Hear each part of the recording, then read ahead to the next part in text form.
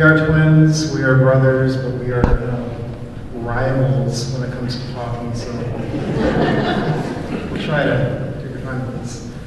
I think that the whole fact that we are visual artists and we are very much interested in capturing kind of the essence of the narratives that we're trying to create, I think it's important for us to actually understand the real, the sense of authenticity that we're trying to create, we're trying to find in our work. So our connection to what we talk about as being journalists is the fact that we want to try to capture the sense of history and that sense of time, that sense of place. So as two giant African American artists creating the smallest, daintiest, kind of smallest work, it was the death knell in the coffin for us, and it taught us a valuable lesson that we needed a sense of time, place, and history.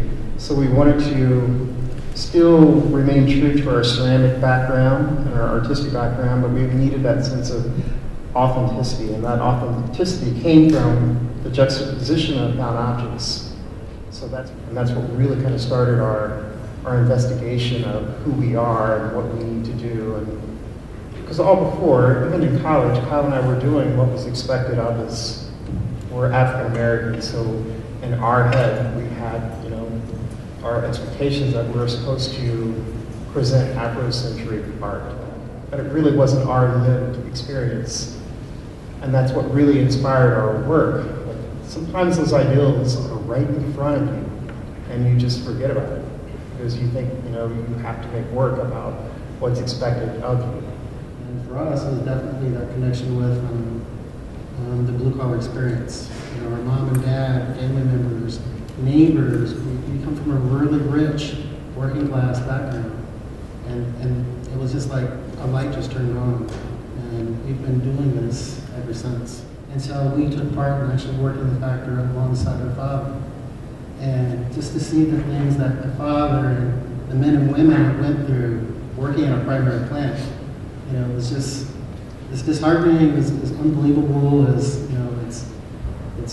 depressing. Depressing a little bit, yeah. I mean, Kyle and I are where we're at because of that strong sense of work ethic that my father instilled in us, but also what the factory instilled in him. And working class folks, we're the makers of everything, but we're the least represented in visual arts. Outside of the realm of Diego Rivera, you don't really see a whole lot of art just about the common man.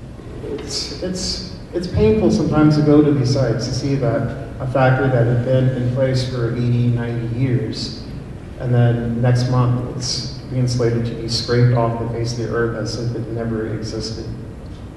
And that's what really kind of motivates Kyle and I to go and really kind of archive the sense of time, place, and history. So the church, in a sense, was the factory. And the factory workers is pretty much the congregation. We are literally one person that happens to be in two different bodies. So when Kyle and I work together, we're really one person, and we do things for the greater good of the work. I think we're still very much about, the whole working class struggles, because you lived it, we experienced it, we know it, it's who we are.